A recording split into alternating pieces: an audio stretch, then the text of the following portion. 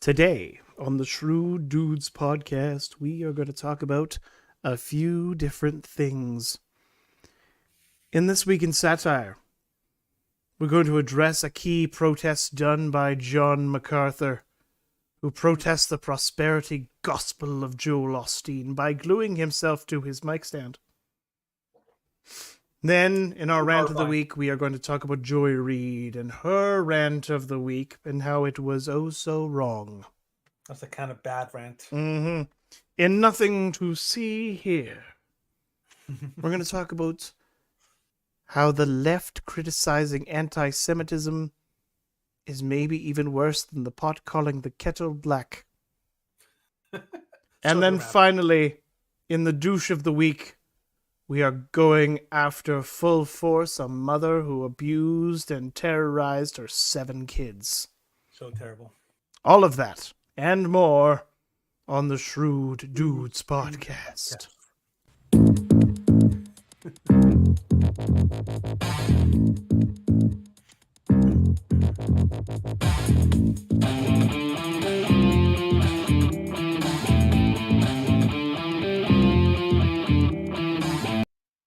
No laughing during my intro. It has gravitas. It's got something, all right. It's got something. So where are you streaming this, Stephen? Just for people to Well, follow? I was going to do the intro. Oh, well, I was going to talk about all these things. Well, then tell us about it. Today is, of course, Thursday. It's when we do our weekly live stream. We are currently streaming on Twitch and YouTube. Getting twitchy. Yep, indeed, getting twitchy. So, if you want to ask us questions, give us comments, then send them over there. And I'm going to be trying to monitor both. And Danny will also be keeping an eye on things. If we miss something, let us know. Yeah. So, we already have a comment from Conquerworm because he's always on top of these things. Go Conquerworm. So, always great fan of the show. So just a quick, just a quick note. I wanted to add this.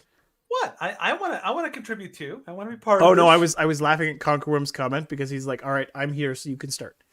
Thank you, sir. Yeah. Now, the first thing I want to say, I like so Stephen updated a little bit of the stuff on the background. Now, for those of you who don't know, that blue square with the little triangle is YouTube. That's YouTube. We might want to put the names on those just so people can actually know what they are. But if I put the names on them, there's no way people will be able to read them. Well, okay, unless they're in full screen. We'd have to figure out something for the names of those podcasts. And we got to put some color on those Shrewd Dudes podcast text. Other than that, it looks fabulous, Stephen. I like it. Yep. Well, it's still a work in progress, so we'll see how it goes. I got to make look a little more professional, but it's looking good. So, take it away, Steve. Okay. So, Danny, did anything really crazy happen in the last couple days for you? Let me think. No. Nothing that I can really think of. You know how you get that a lot of times with people will just run into you at church and be like, "How was your week?" And you're like, "How was my week?" I don't actually remember.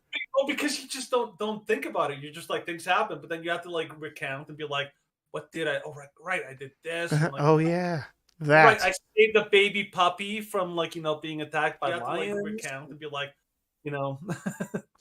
it's difficult sometimes. It can be. Yeah. What did you start? Because you. Well, I didn't have anything really crazy. Things have been leading up to things slowing down at work. We were supposed to have all the materials to finish the roof today, and they're like, nope, you're gonna get the rest of the materials tomorrow morning. And so we're supposed to lay out this final chunk of the roof tomorrow morning, except the weather. I'm just gonna look up Environment Canada right now. It's not gonna look good, and I think it's gonna be snowing. Yeah. Oh, my foreman is gonna go nuts. It's just gonna be I don't know what you were expecting.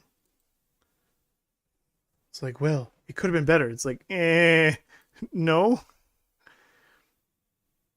9 a.m. chance of showers. And we can do it. We can lay out that fast. Just a little rain's fine. Yeah, and then it's supposed to be a chance of showers until, well, it's basically supposed to rain the rest of the day. Mm-hmm. So, good luck to us. But I somehow think we're not going to do it. You know, you're Canadians. You can work in any kind of weather. That's well, just the way but it you works. can't lay roof when it's raining. Man, just gotta believe. It has nothing to do with belief. It has everything to do with weatherproofing. If we can walk in the middle of the winter, like -40 to like 7-Eleven, get a Slurpee, we can lay roof. Come on, man. You just gotta have that go-to attitude. Well, but that's Gung-ho more. attitude. That's less to do. That's more to do with the gung ho attitude when you can walk in -30. That is true. Like it was -30. I drove in -30 to 7-Eleven, like right after New Year's. Yeah. So that I could say that I got the first Slurpee of the year.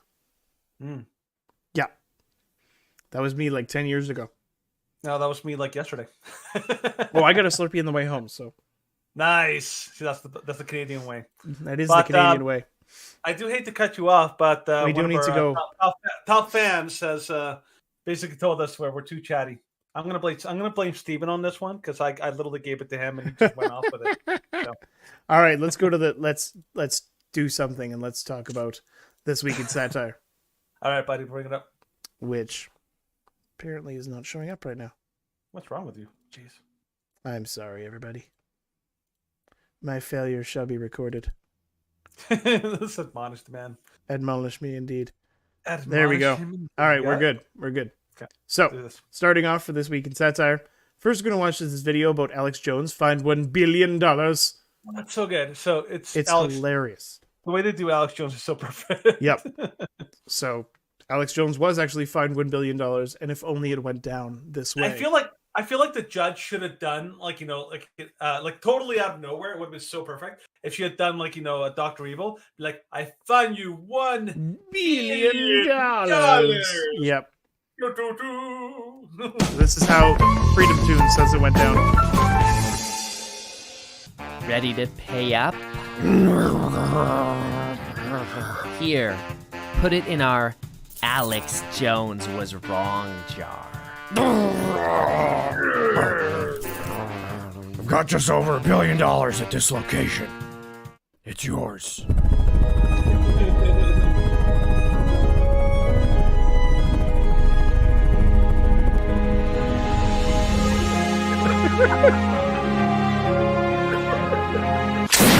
Yep.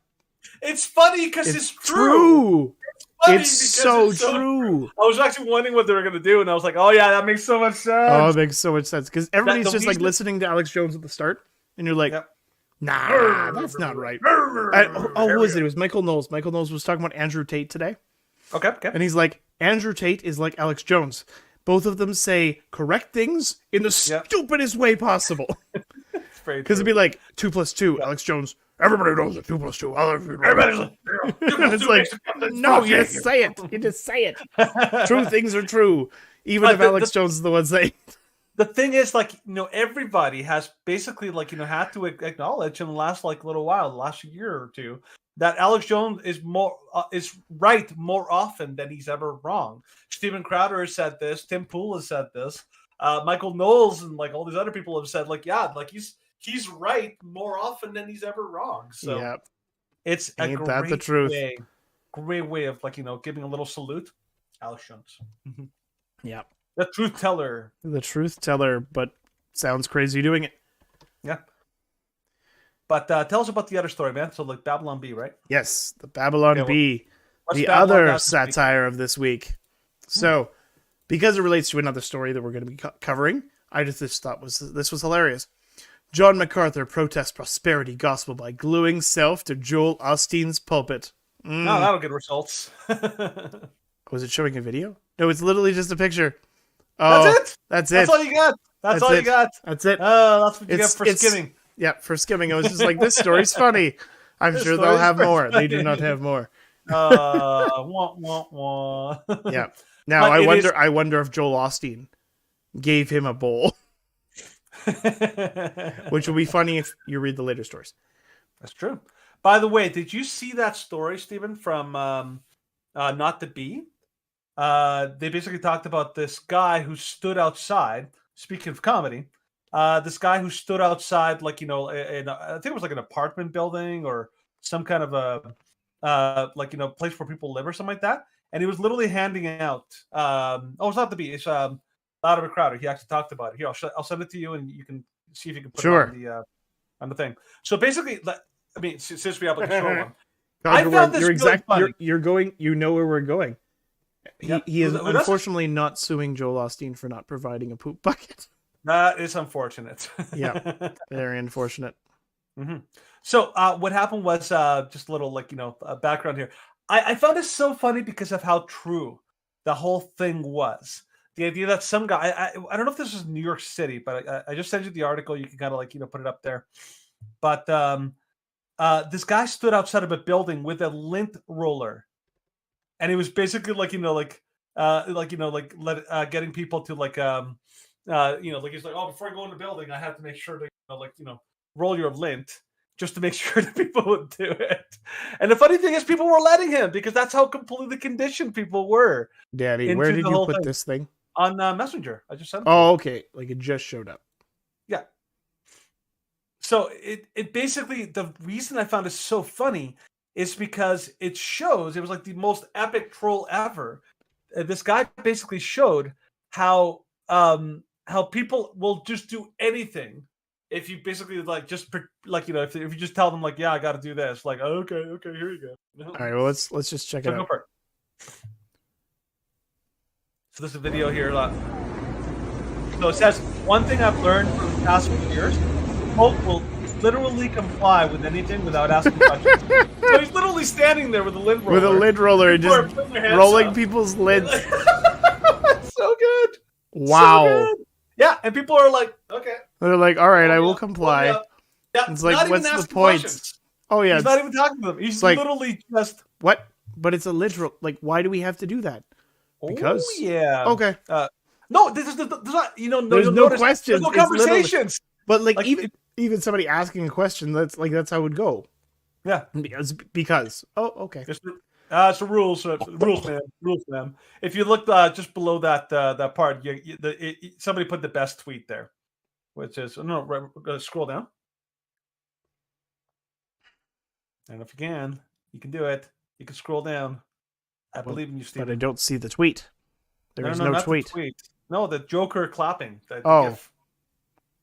Okay. Seems a little slow on the technology. It's all good stuff. Still love you, Steven. Whatever. We very much love you. But that to me was when I saw that, I was like, that is so good.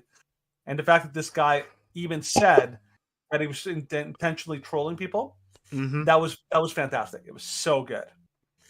So all you need to do is I'm actually thinking this would be fun. Just go down to City Hall and see if I can do that to people. You're try mandatory lint tweeting. Hope you don't mind.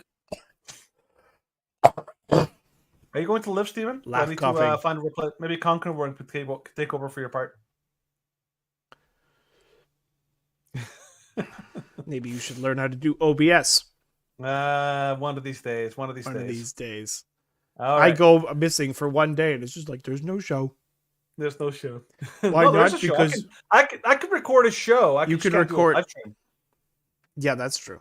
Well, that's partially not because you don't know how to use the software, and partially because you don't have a powerful enough computer to live stream. Because that is true. That's something that people don't know from live streaming. Yep. You need something actually decent. You need a beefy computer.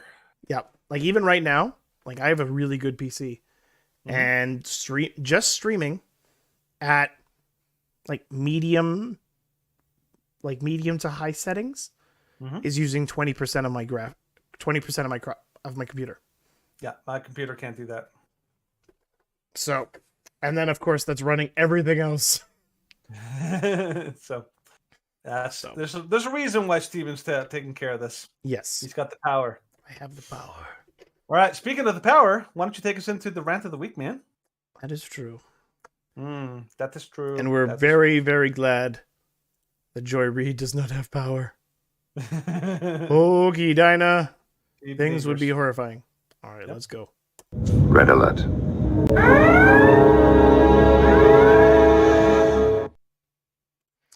Okay, Joy Reid claims DeSantis has turned Florida into a modern-day version of Jim Crow. She also attacked Georgia's new voting laws, Jim Crow, despite record turnout following its passage. Okay, now I see it. Okay, just a little side note on I was listening to the podcast for Louder with Crowder, and it basically said like she looks like the guy from the Fifth Element, Gary Oldman's character, and I was like, oh, I see it now. I totally see it. Yeah. If anybody's ever seen the Fifth Element, that Gary Oldman's character, whatever his name is, Zorg, I think his name is. Like he has literally a plate, like some kind of a weird, like almost like a dinner, like a clear plastic dinner plate, across his forehead. Yep. And it covers half of his head, and I'm like, oh, now I see it.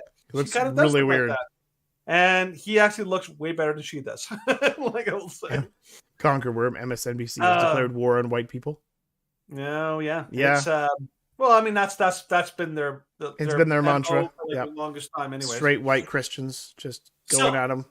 So just to set this up, so Joy Reid is the most insufferable hag ever on cable TV. Yep, that's true. But the thing is, she knows she will never get called out or fact checked or any backlash. Because she's black. Well, because she is an acceptable and she's a Democrat.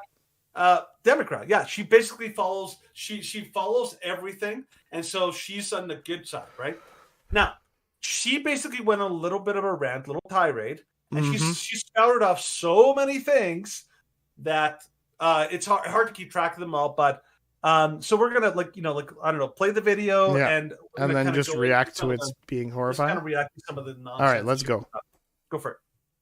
In tonight with Florida, which I would argue, even with Texas existing, has emerged as the modern state in this country that comes the closest to a modern-day version of Jim Crow. Now, just hear me out. If there is a state that better exemplifies the rot of MAGA Republican rule than the state of Florida that the governor has named in very Orwellian fashion the free state of Florida, I honestly don't know where it is, don't know what it is. I mean, Florida has it all. A law banning gay people from declaring their existence at school. Nope. Teachers can actually get fired for it. A law against anti-racist policies at work, like you have to let the racism be in the workplace or else. Nope. Book bans and requirements for patriotic Christian education propaganda in public schools. And of course, a concerted effort to make it as hard as possible for anyone who might vote for the out-of-power party, the Democrats, #black people, to vote or to have representative districts. Florida's Jim Crow Redux governor, Ron DeSantis, even has his own Office of Election Crimes. What Yikes. a tool. Joy Reid is a giant piece. Like, I don't even know, like, if Joy Reid is actually featured by MSNBC as a legitimate, trusted news source, then you know that MSNBC is a garbage heap. It's a trash heap of, like, trash news. Yep. They're basically no better. Actually, I'd say that they're worse than the National Enquirer or the Star. Because you go to like the supermarket, you see the National Enquirer, you see the Star, and you know those are tabloids. And nobody trusts a tabloid. They just know like, okay, they're going to publish whatever, and there's no accountability. Well, MSNBC is no different. They're pretty much the same as these totally like made up places. So let's cover some of the stuff that she said. So number one, she said that that you're gonna get like that teachers are gonna get jailed for or trying to erase gay people or whatever. In Florida, they're gonna be jailed. Not even close. That what she's referring to is what they called the Don't Say Gay bill, was really like nothing more than just parental rights and education. And the idea is that you should have age appropriate education, and you should not incorporate sexual conversations or sexual in the classroom, which the left completely takes as you're targeting and destroying gay people. I'm like, this has been done ad nauseum. The fact that she just kind of spouts it off as if it's true is a perfect example of begging the question, where she just completely and totally assumes that this is just true, this is fact, but it's not. Nobody's getting fired in Florida for being gay in a classroom. You're going to get fired if you decide to make an entire like lesson, or even to basically like do classroom instruction to 5-year-olds. That is not true at all. Do you want to take another one, Stephen, or do you want me to keep going? Keep going.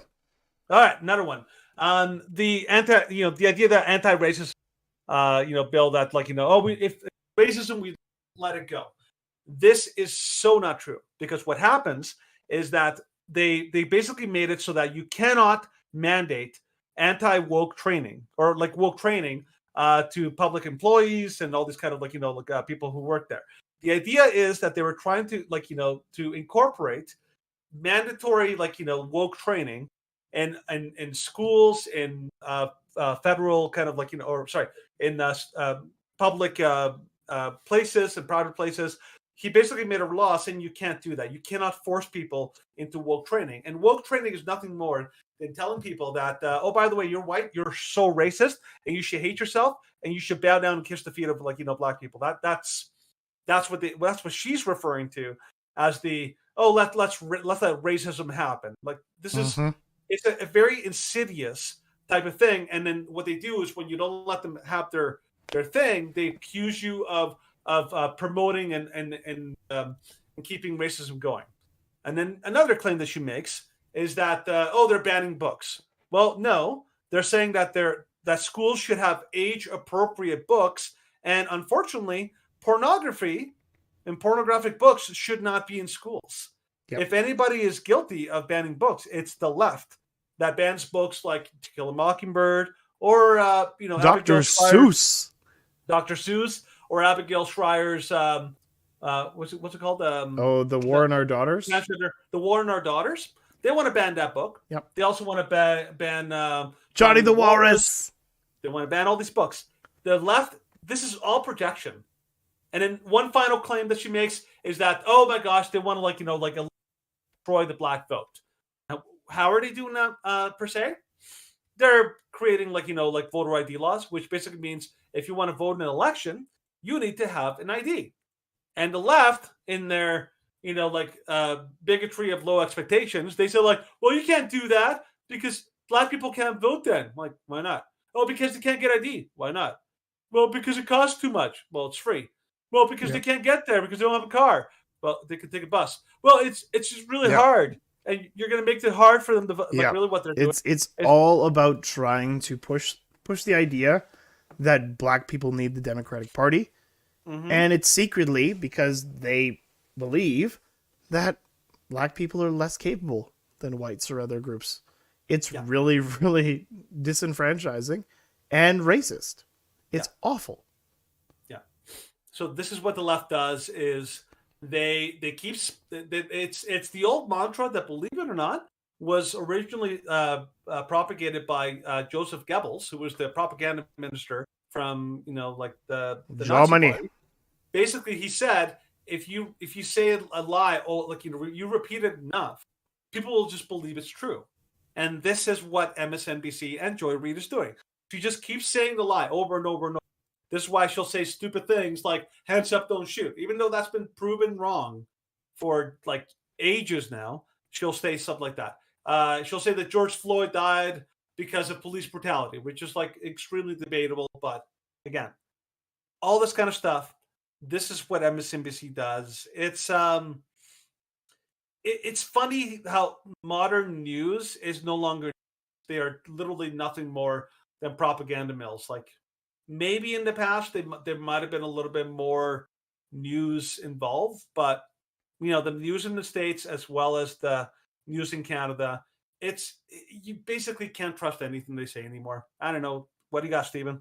Oh yeah, especially of course in Canada, because in Canada the government funds most of our news, and they will never say anything that is explicitly going against or critiquing the reigning regime in power, which is of course the libs.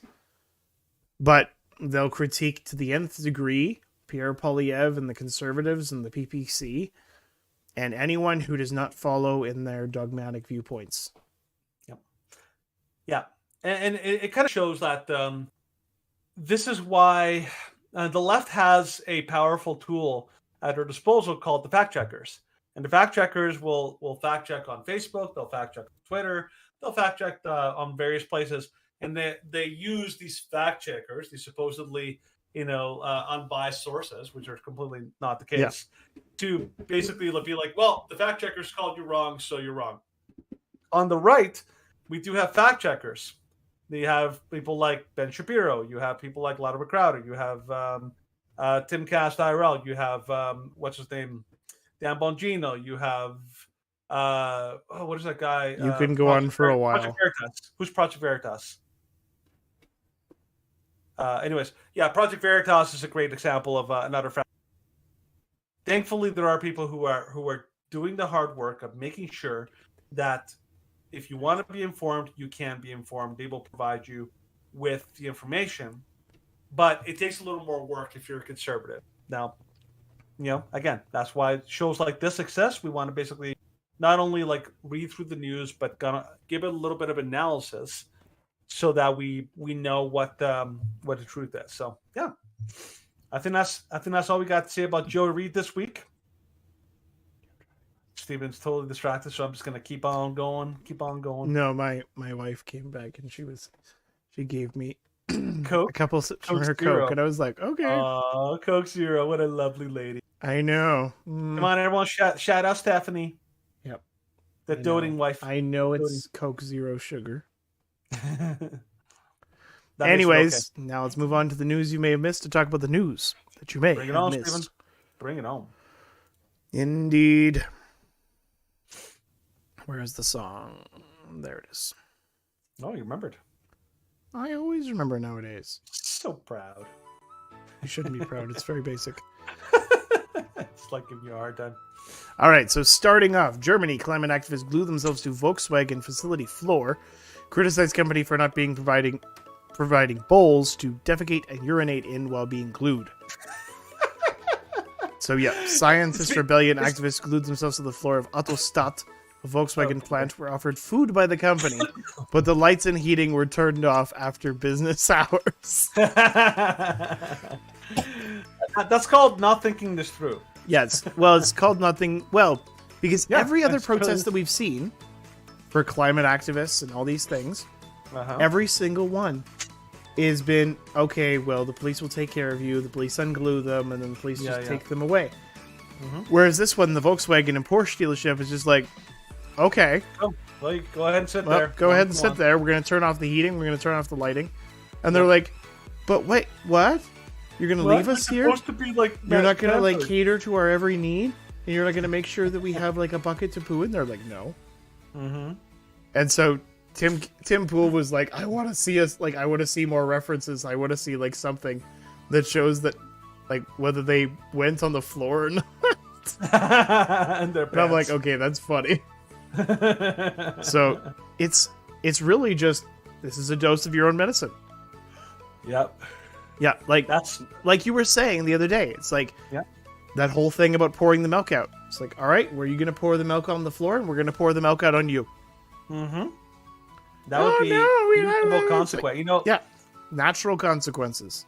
my favorite consequence, like the actual like reasonable consequence, was those two idiots on that subway or like a train Yep. in somewhere in Europe.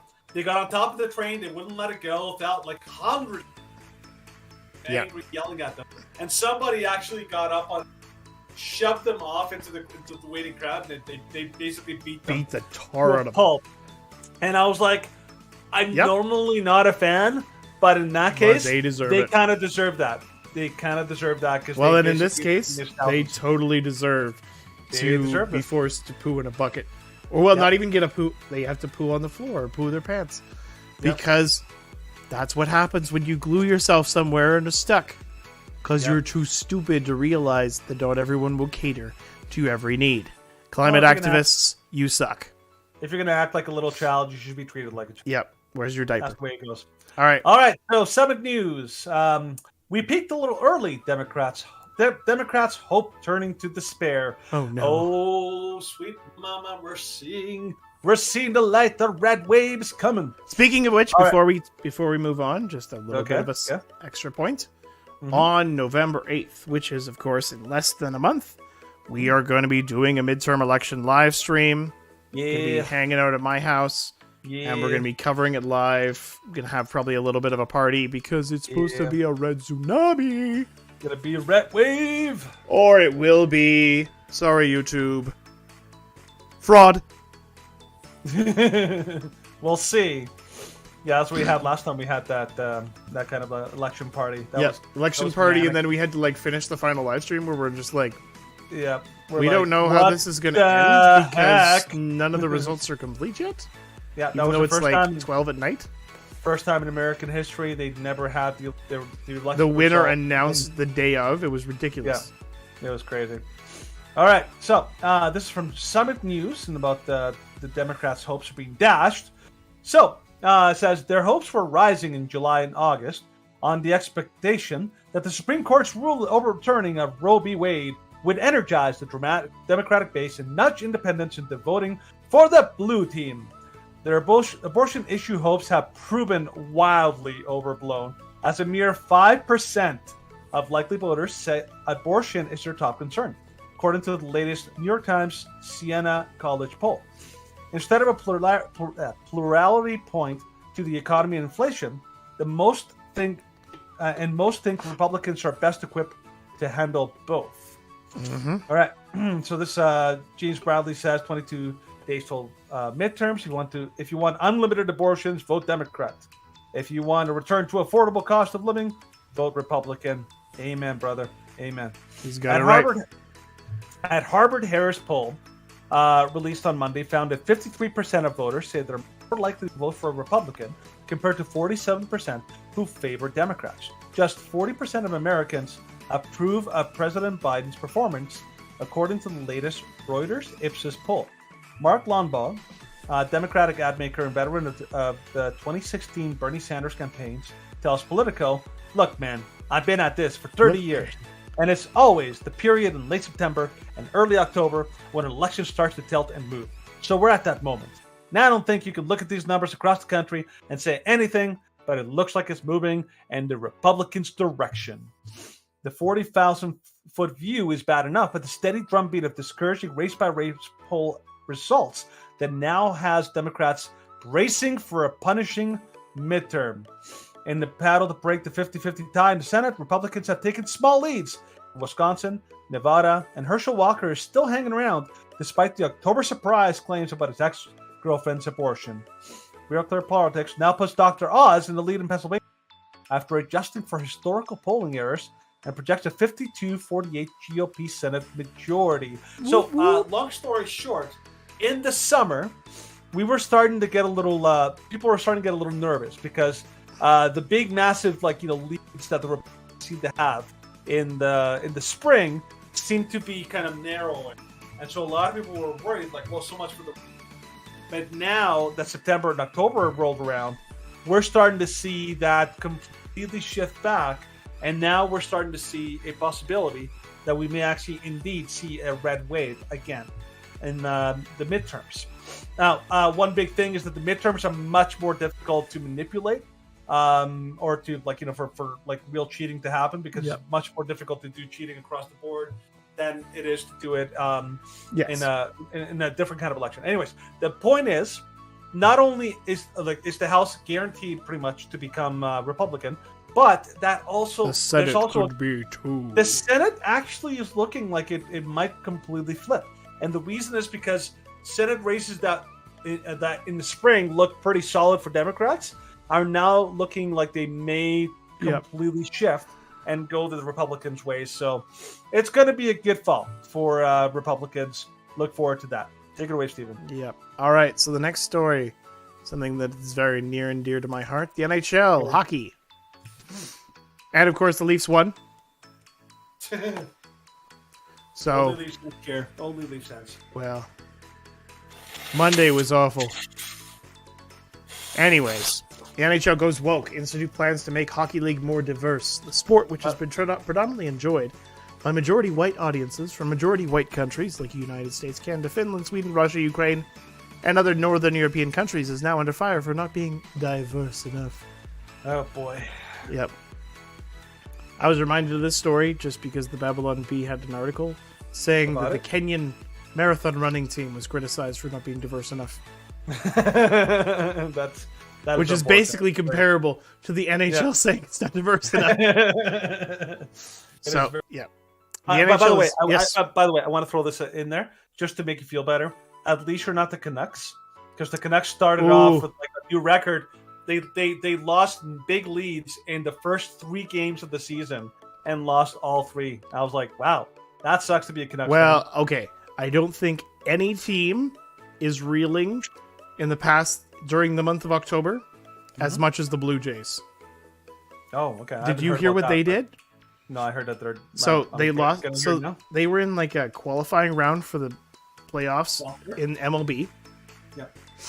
And they lost the first game, and so they were like facing elimination. And they're like, all right, we got to power through. They were up 8-1 in the 5th, and they lost it. Oh, that sucks. And so it was just like, oh, that's bad. Oh, ow. And so everybody was like making, of course, everybody was making Blue Jays to Leafs jokes because the Leafs have done that many times. It's painful. Most famously in 2013 when we were up 4-1 with 10 minutes left in the third period, we lost. Mm-hmm. And that was game 7, and we wouldn't have gone on round 2. Still angry about it. Anyway, so late Tuesday, the NHL for the first time released an internal demographic study of its staff and all 32 teams, with the results showing that the organization is too white, and that it has a lot to work to do to increase its workforce diversity. The report, which was published on Twitter, showed that 83% of the staff and the workforce is white, with men making up 62%. The survey was based on the 4,200 people who participated. The figure makes around 67% of the league's total employment count. They are similar in the hockey rink, where over 90% of the players and nearly all the coaches and officials are white. Mainly because those are the people who skate, because those are the people who live in areas that can freeze. Yep. So the whole purpose is to create a fact-based baseline that you can develop a very intentional and specific strategy. Where you need to hire, how you need to hire, and how you need to improve your brand. This is a good start, but there's ways to go. So then they're going to create a full race and gender report card produced by the University of Central Florida. It will shape the organization's policies that will produce the greatest impacts in the years to come. Yep. This is why the left... the only thing that the left is good at is this... Absolutely it doesn't know how to make things, doesn't know how to produce, doesn't know how to... All it knows how to destroy. And they're basically going to destroy the NHL by making this ridiculous, equity. Any kind of equity, it always awkward unfairness and injustice. Yeah, it's the only way to make these guaranteed outcomes. It's pretty awful. So I don't know. The NHL is going to go woke and they're going to go broke. And unfortunately, well, it'll be a while before they go broke, just because of how rich these major sports leagues are. Mm-hmm. Like, just for an example, every single NFL team is worth over $1.5 billion. So we can say go woke, get broke, but it's going to take a long time. Well, you have to remember that in the NFL has lost a ton. Oh, they've lost a lot. Yes. And same with basketball has lost a lot. To the point where they're realizing, okay, up and people just don't want to watch anymore because of how stupid they're getting. So, anyways, let's get on to the next story. All right, so this is from The Guardian. Elon Musk plans to cut 75% of Twitter staff if he takes over the company. Report. So, Elon Musk told prospective investors that he plans to eliminate nearly 75% of Twitter's staff as part of his deal to take over the social media company. The Washington Post reported Thursday. Ouch! That's going to hurt for a lot of those Twitter employees that, to be fair, a lot of them are just basically useless because they basically do very little work. So it's not too shocking for us. All right, job cuts are expected in the coming months no matter who owns the company, according to the report, which cited interviews and documents. So the news of Musk's plan should be should he ultimately take over the business, come at a difficult moment for Twitter. The company said in July that it had already significantly slowed hiring amid a wider economic downturn in the tech industry, where many companies have announced recent hiring freezes and layoffs. That includes Facebook, that also includes YouTube and all the other ones. Meanwhile, the acquisition drama with Musk has fostered low morale, leading employees to quit in droves. Twitter has been embroiled in legal battle with the billionaire for months after Musk tried to walk away from a $44 billion takeover deal, before reversing course earlier this month, saying he would go through with it after all. Twitter appeals to be rudderless and on a bit of a downward spiral, and it has only been exacerbated by Musk, said Carl Tobias, Williams Chair in Law at the University of Richmond. It looks like it's going to be rough sailing for some time. Human resources staff at the social media company have told employees that they were not planning mass layoffs, but documents showed extensive plans to push out staff and cut down infrastructure costs were already in place before Musk offered to buy the company, the Washington Post reported. So, yeah, Twitter's going to be hurting for a while. To be fair, Twitter itself is populated by such a one-sided, collection of far left, leftist lunatics. Well, even going yesterday, yesterday, I was just perusing through Twitter and I was posting our small sections onto our Twitter page, and it was what's trending, and it's the Freedom Convoy is trending because of the recent hearings that have been going on, and this one person was saying about how everything we thought about the Freedom Convoy was being proven right, and how horrible they were, and Trudeau was right. And I'm like, what? What hearing are you watching? I'm like, I have no idea how you can be that obtuse. And then they reacted by being like, cry harder that abortion is still legal. I'm like, well, yes, it's still legal, but opposing genocide is still the right thing to do, even if it's legal. And they got really mad, and then they stormed off. Of course they did.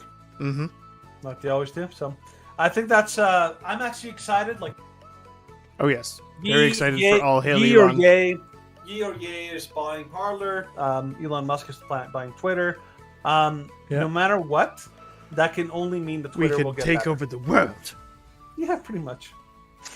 But we're hoping to see some good things at Twitter. Yeah. Twitter might actually return to the time when it actually was relevant, instead of, because right now very few people, except very specific kinds of people, still use Twitter. Yes. So let's hope mostly just if conservatives are using Twitter, the only reason they're using Twitter is just to troll the libs. Yeah, and just to follow watching Matt Walsh on Twitter is exceptionally rewarding. it is hilarious. Very fun. Someone who's terrible on Twitter, Stacey Abrams, suggests having an abortion as the solution to inflation, economic realities of having a child, quote. You want to play that?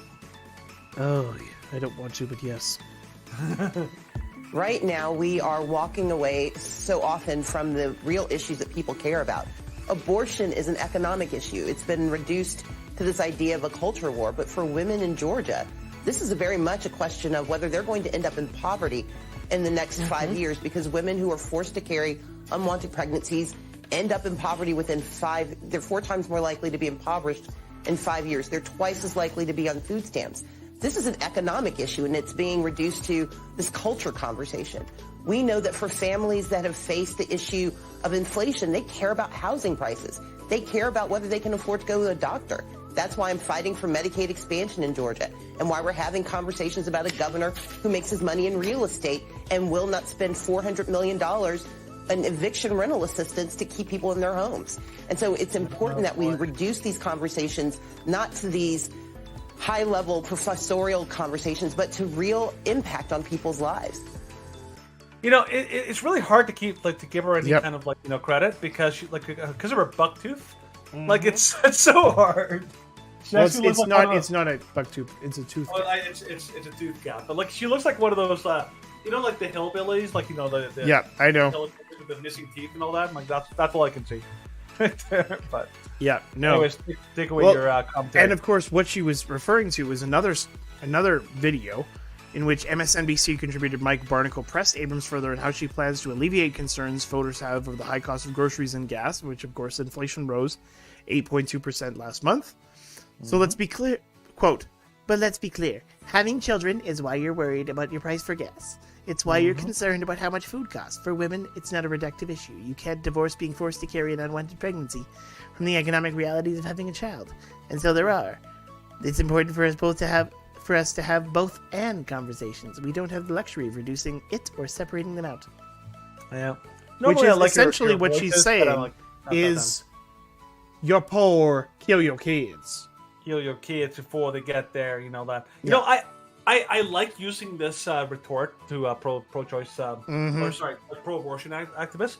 They said like, well, we can't afford the kids. Like, okay, so you're saying that if we go to Africa and we see all these starving kids and they're suffering, we should just be able to take them. You should and just like, knock them out. Just take them out. take them out, take them to the factory, and just kill them all and all that because suffering bad. And I mean, Soylent Africans. Ooh. I mean, obviously they react with the, oh, that's terrible. Why is that terrible? Yeah. Because how is killing that a child? any worse than what you're proposing? Well, because that it shows that the absurdity. They can't imagine the idea of killing kids in order to spare them suffering or to spare the poverty that they're causing parents, but they're willing to do it with babies in the womb. That it's basically a definitional issue. That's what it is. Yeah. But the fact that she's saying that shows that she cares. That the people that are going to be most affected by this are the poor, which means they need the most help, not that they need you to help them by killing their child. Yeah. Well, and what if she was actually campaigning and doing what was best for her constituents, instead of pushing them to kill their kids and murder the next generation, she would be pushing them towards pregnancy care centers, which actually help with food, housing, shelter, counseling, everything that you might need as a young prospective mother or a low-income family, just like they helped me and my family. When we had our first kid, we were not doing very well, but they helped us with some things and reminded us of the supports that we had. Yeah. But she's not going to be doing that because she wants to promote and support the abortion industry, notably Planned Parenthood, which, as Kanye said, is the new gas chamber. Yeah. And it's like, he's Not not very wrong. sensitive, but he's not terribly wrong. Yep. I think it's very similar to the euthanasia issue we talked about last week, which basically is, well, it's too expensive to care for these people, so we think the more compassionate thing is just to kill them, because people should have the right, the choice, the choice to murder should be like totally okay. It's cruelty disguised as compassion, as always. All right, let's go to the last story here, and this is actually MSN, but it's actually from the Daily Beast. Liz Truss quits as British Prime Minister after just 44 days in office. Woo! British Prime Minister sets new record for shortest tenure. That's unfortunate. All right, it's official. Liz Truss had the shortest tenure of any in British history. Well, who says the women are not setting records?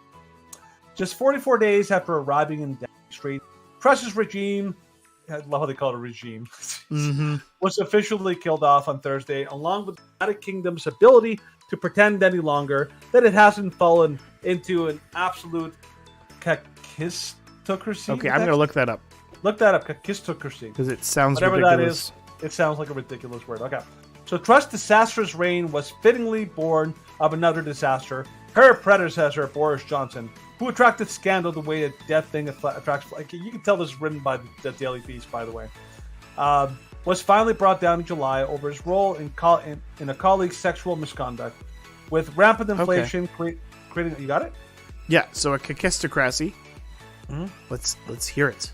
Kakistocracy. Kakistocracy. Interesting. So, a government by the least suitable or competent citizens of a state. Or a state or society governed by the least suitable or competent. So it's basically Canada? It's also basically the U.S. because they're led by a guy who has full-on dementia. Yep. And Yes, Boris Johnson resigned. Yep. And Liz Truss, she kind of just gave up. I think so. Yeah, because it's like, all right, you're the new prime minister. I gave up after 44 days. Yep. Really? Like, nobody's blaming you for the fact that the United Kingdom has way overreaching spending and that they cannot balance their books. Nobody should be blaming you for that because guess what? You just took over. But instead of giving up, what you should be saying is like, yeah, there are tough times ahead. I know that in the UK, they're already preparing their propaganda videos to kind of discourage the people from protesting and rioting when their heat turns off this winter. Yep.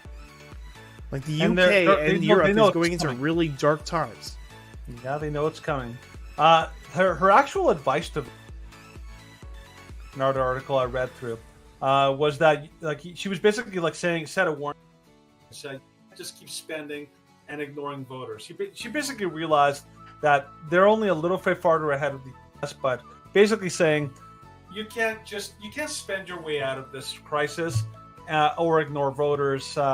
Which reminds me of that Simpsons episode where like this guy basically got them to dig themselves, and like a whole group of them are like dug themselves into a giant hole. They're like, oh my gosh, we're trapped. How do we get out of here? Let's dig our way out. Okay, so they all just keep digging as they're trying to get out of this hole. That's basically the American government and the British government what they're doing. Mhm. We're basically digging ourselves into a massive hole. We can't figure out how to get out of it, and so we just keep digging, thinking that like somehow we're gonna have like this nest over.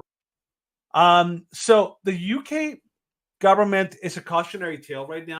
What's to come, and I genuinely believe that that the Europe is going to be heading in a very dark time in the coming year, particularly over the winter. So keep an eye over there.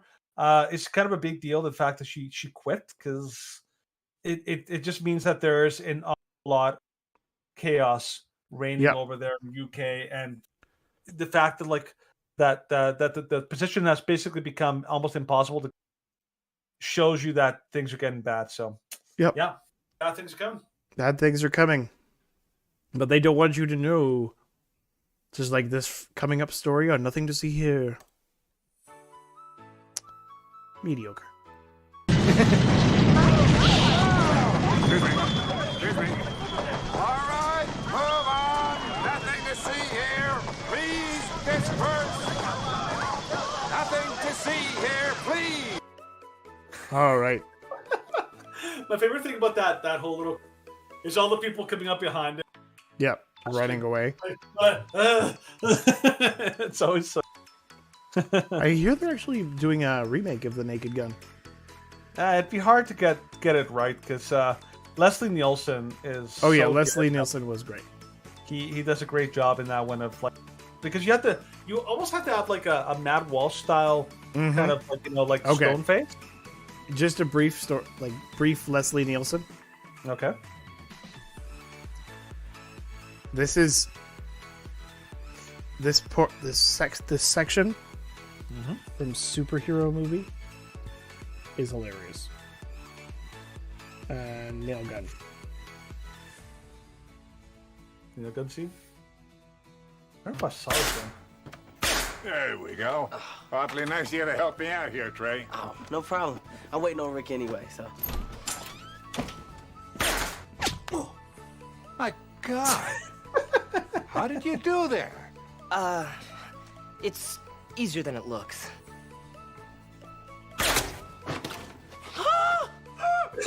No, I don't think so. No, I don't think Why so. don't you tell me what's going on? No, I don't think so. Kevin Hart's reaction is so good. He's just like, what are you doing? oh man, I remember the first time I watched that. I watched it like 2 a.m. And watching something at 2 a.m, you were gonna It's always find things way funnier. And so my buddy Sean and I were crying laughing. It's a good scene. I'll give you It that. is a great scene. It's like one of the only funny scenes in the movie, but it was just like, oh my gosh, this scene is so funny. Yeah. Anyways. Like the Naked Gun has that in droves. So anyway, so this week, nothing to see here. There's a reason why this literally like encapsulates the whole idea of nothing to see here, because it's like they're doing the most egregious things, and we're supposed to pretend like this is all fine, no big deal. It's the ultimate of it's okay when we do it. So like so this is the story. This just happened, I think yesterday. Didn't it happen? Yes. Yeah. So take it away. Yeah, okay. Prominent YouTuber Ethan Klein says he hopes Ben Shapiro gets gassed first if there's another Holocaust. Oh yeah. That's really nice. So prominent liberal YouTuber Ethan Klein told viewers that he hopes if there's another Holocaust, Ben Shapiro gets gassed first. Shapiro is, of course, another YouTuber and founder of the Daily Wire. The clip shared on Twitter shows Klein saying, "I was just going to say if there's another Holocaust, we'll start this. I say if we start running up the Jews again, I hope Ben gets gassed first." Yeah. Throw out the clip from the YouTube. So this is a YouTube video that I shared with you. This one. That one. Okay, so just to tee this up, this is actually a left-wing commentator commenting on Ezra Klein or Ethan Klein, and he kind of like gives you a big picture of how the left sees this. So just listen to what he says. Mm-hmm. I'm getting gassed too. With him almost instantly facing a ton of criticism and backlash, largely from conversation. You had people saying Ethan went DEFCON Holocaust, and people start rounding up the Jews. I just say if they start rounding up the Jews again, I hope Ben gets gassed first or last. Jesus. Yeah. Not to speak. These were his co-hosts. Can I not say and that? They were like, Can I not say that? It's like, ugh. What am I gonna? I can't. I'm not doing anything. I'm getting gassed too. With him almost instantly. Yikes. No, but like, take it to what he says here. This guy. It's not just about the clip from... what Philip DeBranco says?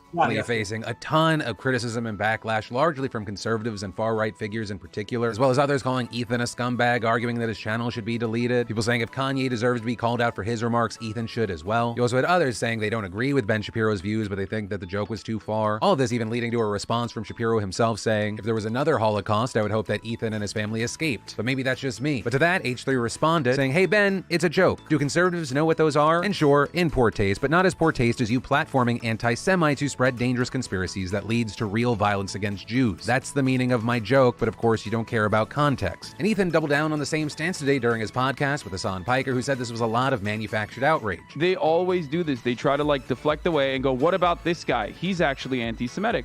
Or what about this guy? He's the real racist. Like it's a classic conservative trope at this point to turn around and like find anything and everything they can to shift the attention away.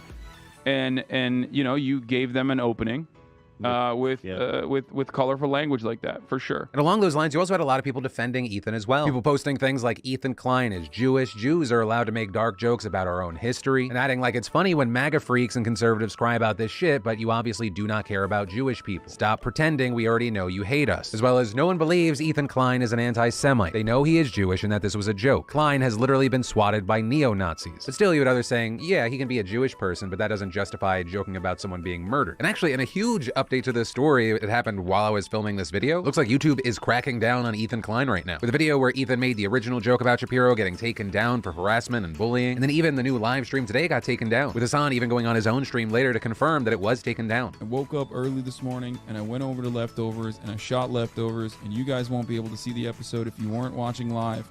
And the reason for that is because it's been taken down. They came after our boy. They came after Ethan for saying things that were definitely, you know, a little spicy, a spicy facility. Okay. He went real. Okay. There, I think. Yeah. I'm tired of hearing this guy. No. But you can see like this is okay. Look at how the left responds. The left responds saying like, "Oh, this is fine. This is totally cool." Like he's just making a spicy. He's a joke. You know?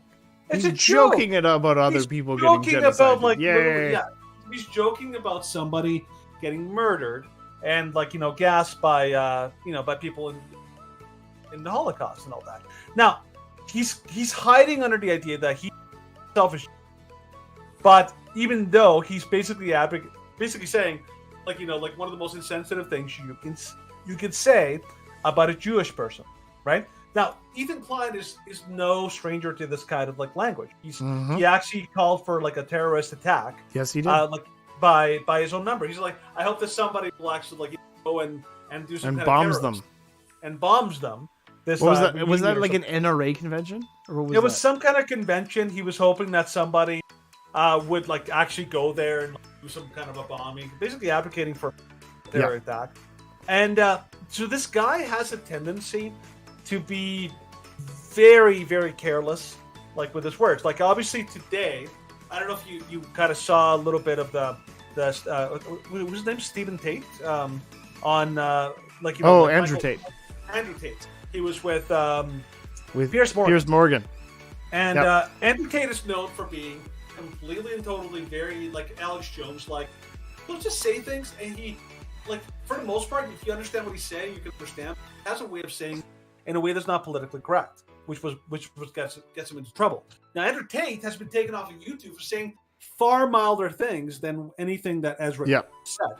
But Andrew Tate has been canceled by social media because he's part of the wrong team. He's basically part of the, like, you know, not even conservatives. He's just basically not with the libs. Yep. And so this is how they respond. So what we want to show you here is that the left is trying to say, oh, this is like the conservatives playing dirty. They're trying to create this like this whole here it is. thing out of it. Yeah, he called for the bombing of an NRA conference and deleted interviews he did with Jordan Peterson. Yeah. So Klein is he's known to be this kind of provocative. And here like even like Ben Shapiro is a hateful little, Yeah. So he has a tendency to throw out all sorts of like really horrible and hateful things and all that kind of stuff. Now, we're not saying like, I'm a should be allowed to say what they want. I mean, except to the actually calling for violence, which he has actually been caught for, right? The problem is that there's a massive double standard when it comes to anything like the taboo topics like anti-Semitism. And a couple of examples that we should cover is like what the Democrat Party themselves have said that are very anti-Semitic remarks, but they get blowback. So let's take it to the National Review. Yeah. Yeah. So okay, you want to read it or should I?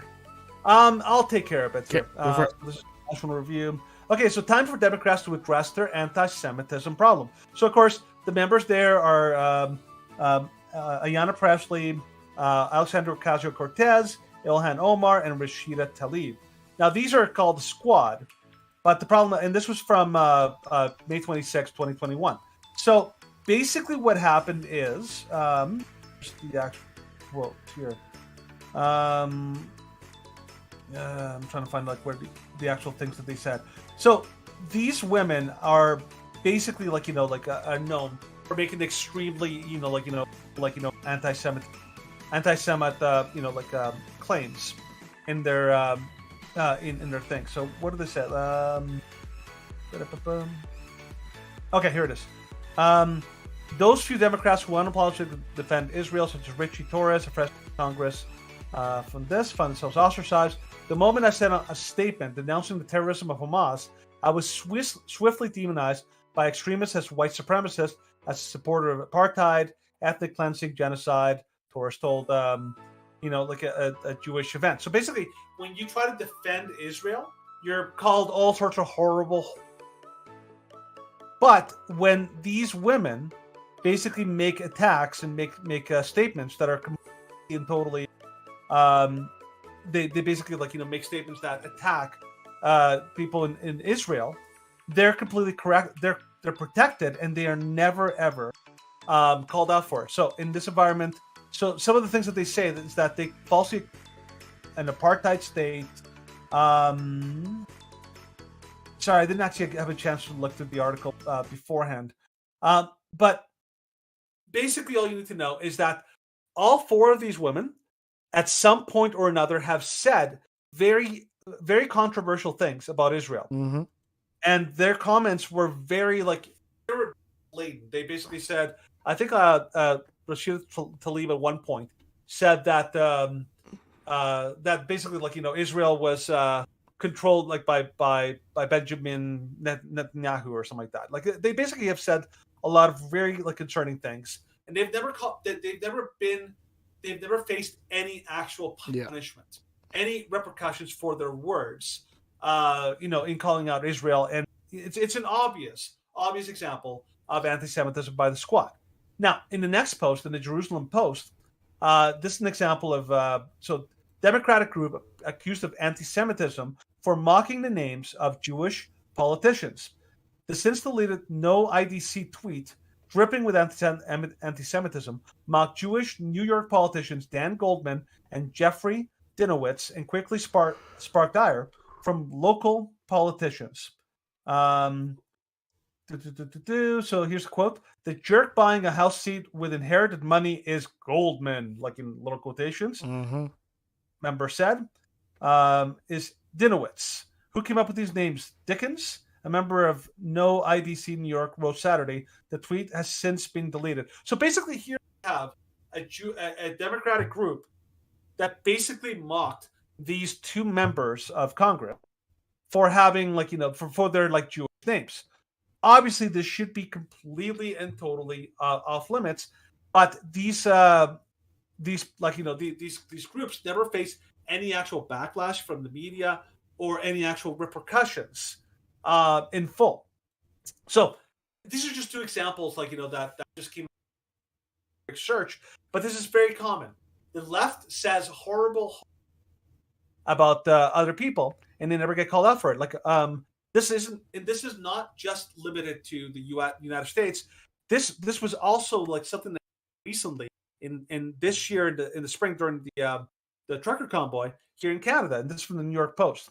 So it said that Justin Trudeau sparked outrage after accusing Jewish conservatives of supporting swastikas. So his comments were basically as such. What did he say? He accused a Jewish conservative party member of supporting people who wave swastikas. Now, the actual comments that he made, so this member, so if you actually scroll down, show the member, the lady who was actually asking Justin Trudeau himself the question is a Jewish member of parliament. So scroll down, look at the picture of the member here. So this is the member. Her name is Alyssa Landsman. Alyssa Landsman, okay? She's actually Jewish. And this is no secret to anybody in parliament. They all know who she is. They know she's Jewish. She asked a question about the convoy and about the way that the prime minister was recognizing people at the convoy. He responds by saying, he's like, unlike the conservatives who stand with swastikas. Essentially, he was saying the Conservative Party, and her in particular, because she's asking the question, so the comment is directed at her, stand with swastikas. In other words, they stand with Nazis. If there is a more anti-Semitic make, I don't know of one. Justin Trudeau faced zero repercussions of any kind. He never apologized for that remark. And he basically just went away and hid after he was being called out by people in Parliament. So here's a leader of a massive national party in Canada saying one of the most inexcusable things possible, and he faces no consequences. Mm-hmm. So that's Democrats. On the other side, then you look at the Daily Wire story. Look at what happened to Whoopi Goldberg as opposed to what happened to Gina. So we covered this story when it happened. So Whoopi Goldberg, so she went on her show, and she basically said that what the Nazis did to the Jews was not anti-Semitism. Oh no, it was what was it, cultural or something like that? She said something ridiculous like that. Oh no, she said that Jews were not targeted and exterminated because of their race. Yes. Yeah, so she basically tried to erase the actual oppression of Jews by suggesting that it's not because of the race, it's because of some kind of a cultural thing or something like that. Yeah. The problem is that she wanted to do that because she wants to try to make the case that it wasn't racist because they're white, right? Most of the Jews who were killed were white.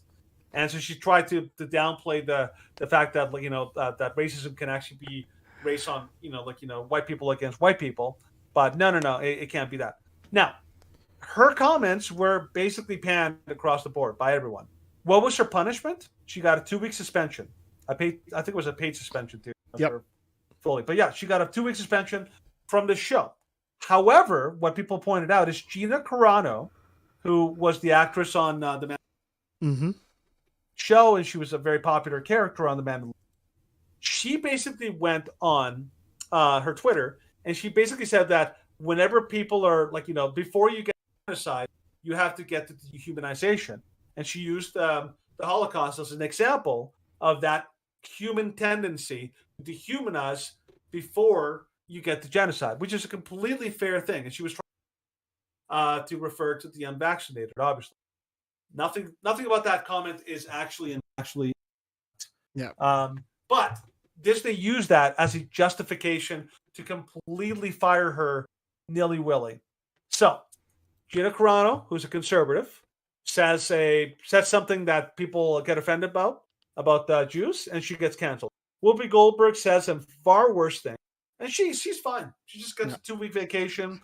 Maybe she goes on some trip somewhere, no problem, right? This is the kind of thing that happens. And even like just for a final, you have even like Ron DeSantis. So Ron DeSantis for the story you can actually for passing the parental rights bill. The Jewish Heritage Museum decided that they're going to ban DeSantis. Why? Because he the Jews wanted. Decided to take the Jews would totally be okay with grooming children. Yeah, but like the article said, like when I read through it, when they were asked about it, they've allowed AOC to speak at the same museum, even though AOC has verifiably said anti-Semitic things about Israel and about Jews. But she's fine. She's totally fine. She doesn't get canceled. Ron DeSantis gets canceled for being a conservative. But they allow this. So the idea that I want to point out is that anti-Semitism is always wrong.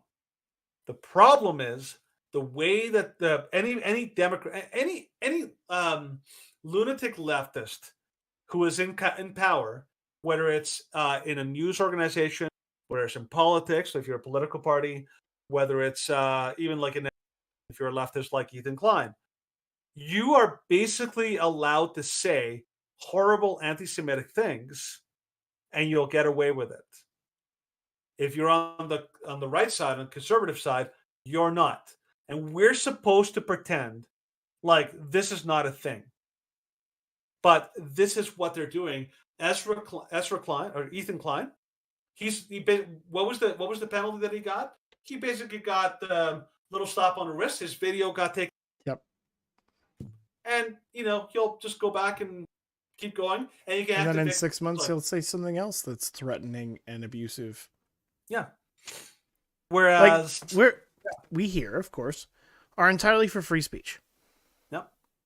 But suggesting and encouraging people to die is still inappropriate. Yep. No matter who says it. If we were to suggest that because of him saying this, Ethan Klein should be gassed, that would also be inappropriate. And like Ben Shapiro's response was great. He's like, if there's another Holocaust, I hope Ethan Klein's family gets away. That was a good response. That was a very good response. And then Ethan Klein's like, meh. These people are so arrogant and so aggravatingly prideful and wicked. They're also dangerous. Yes. Their mantra is dangerous, especially if these kind of people are dictating public policy when it comes to foreign nations like Iran or Palestine. Mm-hmm. Like what the Democrats and what the United Nations wants to do in Israel to the Jews is dangerous. Mm-hmm. And it's what they are doing, what they're encouraging is anti-Semitic, but because the Democrats and the left get away with all of this, their anti-Semitism gets a free pass because they're supporting the specific narrative which the establishment wants to push. Mm-hmm. And we won't. We're going to stand against it for as long as we can. Yeah. Until they eventually take us off and deplatform us again. So, thanks for the current attention, but we'll see how long it lasts. Mm-hmm. That being said, that was nothing to see here. And now we shall finally move on to our final segment of today's episode. The douche of the week. Because Hoagie Dinah. Oh, they keep getting worse, man. Yeah. I thought I had a douche of the week candidate, and I was like, whoa. Not even close. That's terrifyingly evil. Yep. So let's go about that.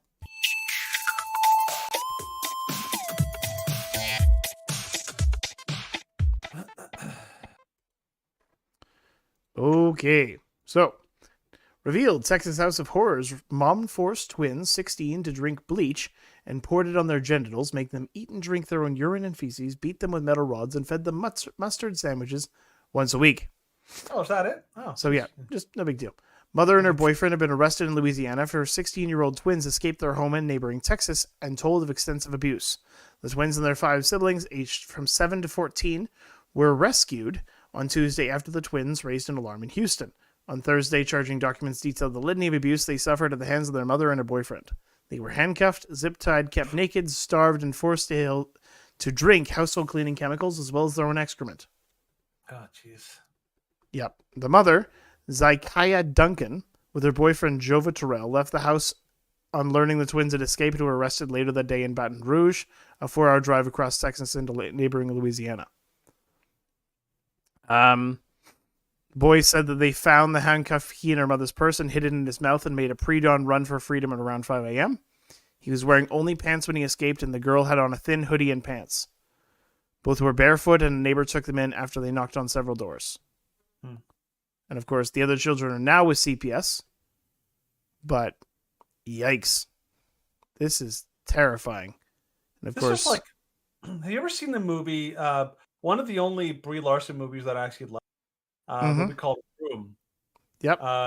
Yeah, so Room basically chronicles the idea is that this woman, this girl and her son were basically kept locked up in a shed for like ages.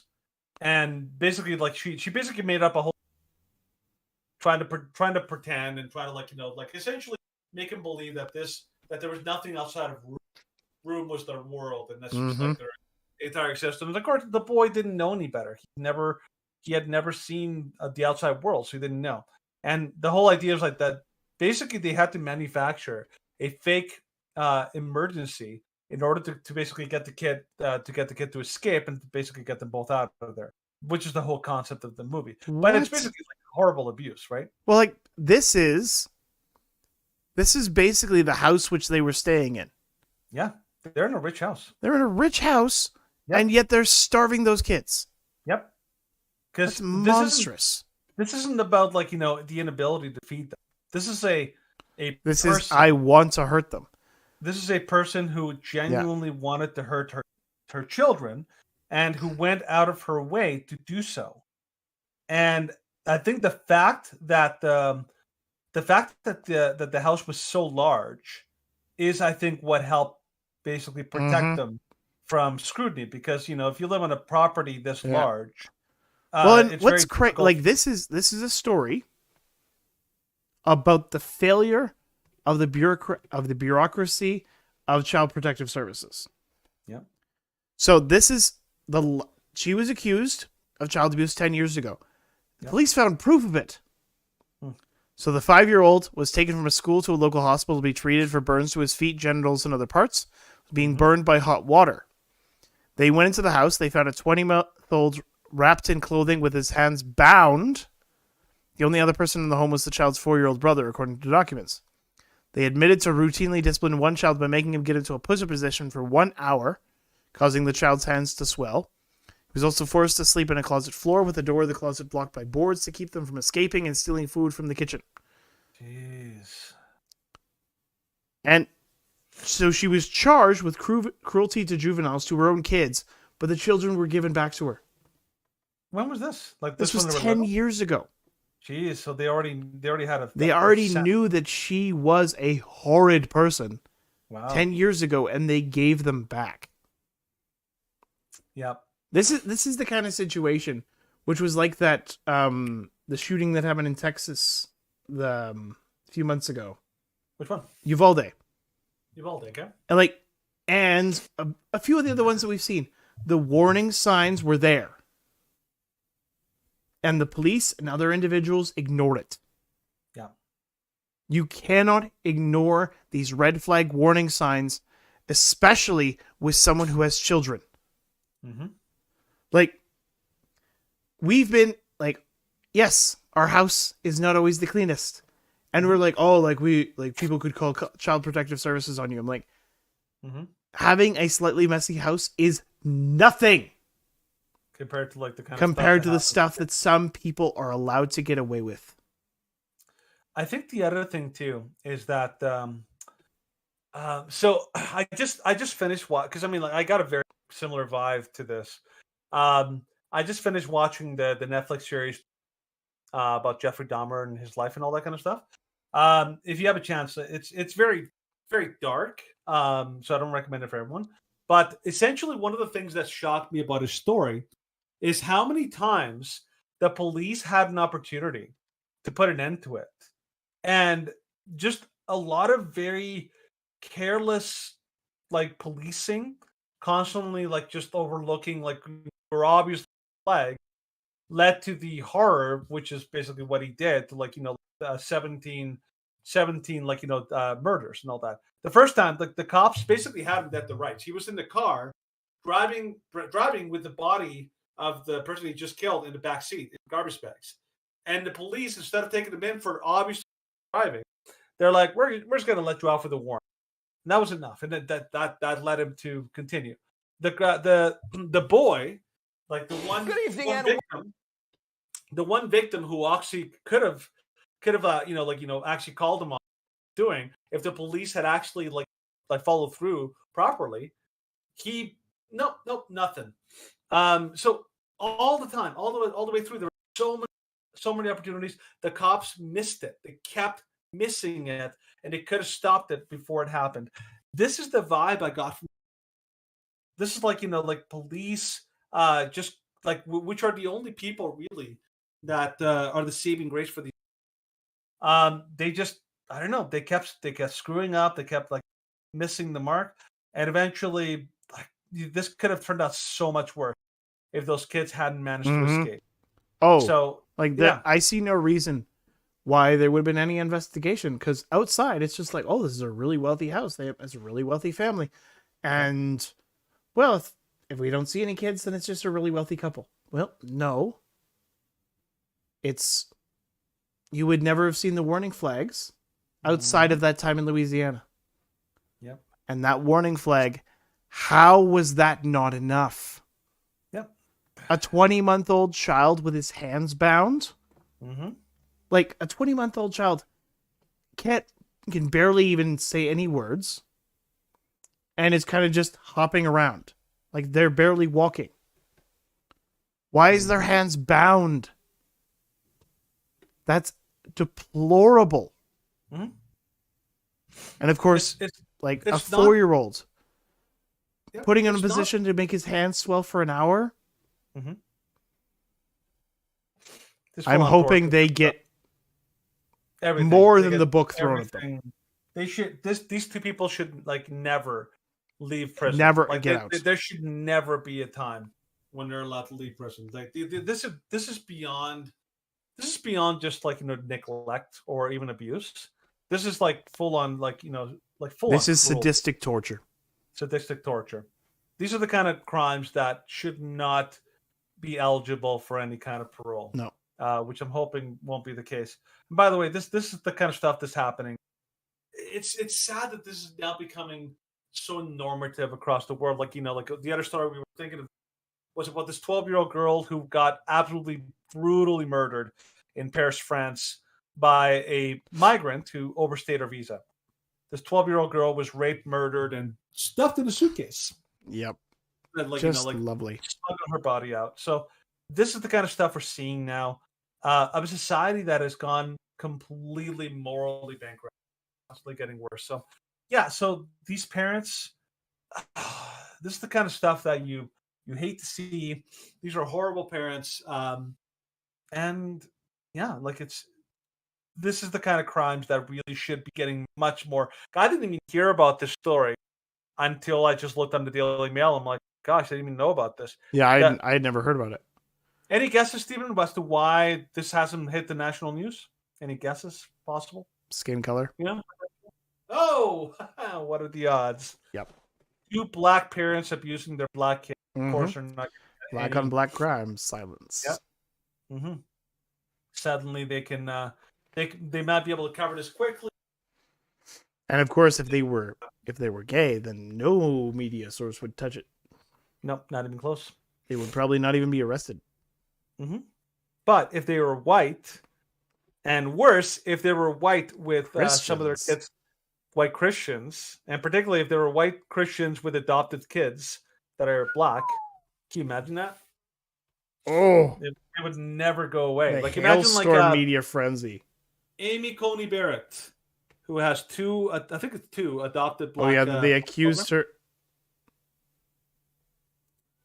They accused her of all sorts of things. Yep. But the difference is that she's a good parent. So yeah, so truly horrifying. Like last week's news of the week was just a very horribly insensitive person. Mm-hmm. But this is like full blown, like dang nasty evil. This is like Saw, like Saw for kids. Yep. Like without the murders, but man, this woman is a true nightmare. So that is definitely a top. They are the douches of the week because it's a couple. Yep. But that's what we're getting in today's show. So, if you've been following along the live stream, if you're participating in the chat, thank you very much. It's been lively. It's been fun. Always good to see responses, feedback, commentary. All great. Yeah.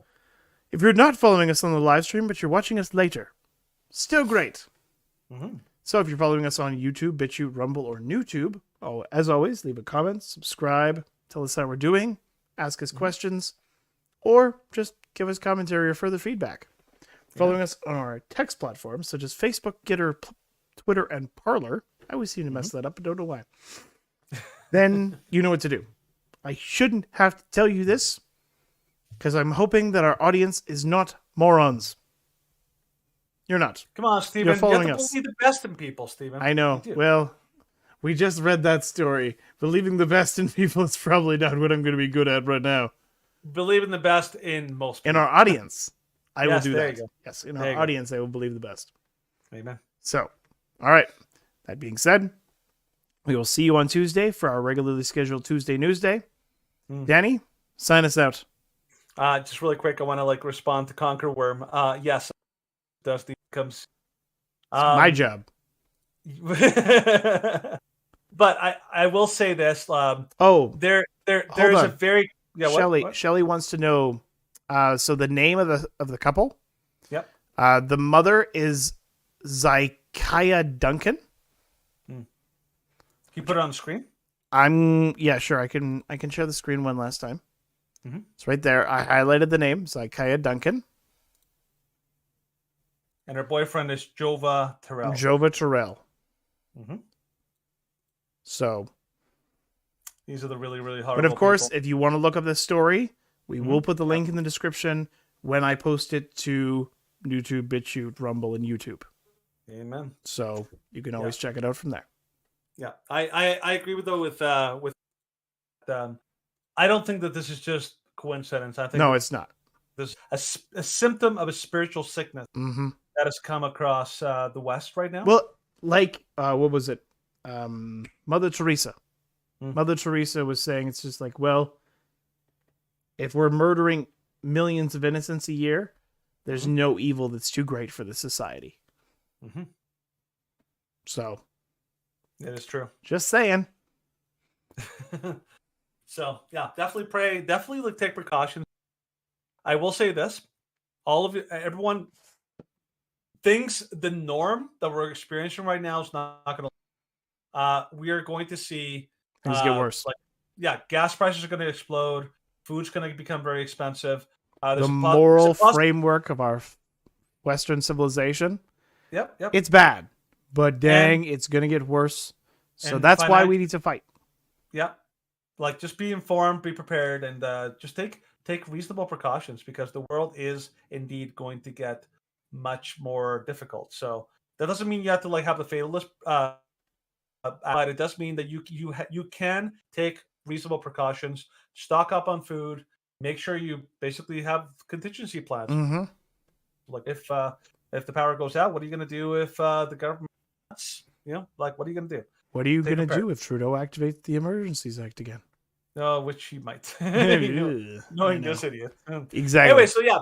So finishing up, so we are shrewd, as always. And by reminding you, why be rude when you can be shrewd? All right. Thank you for listening. Thank you for watching. We'll see you again on Tuesday for our Tuesday News Day. And as always, God bless.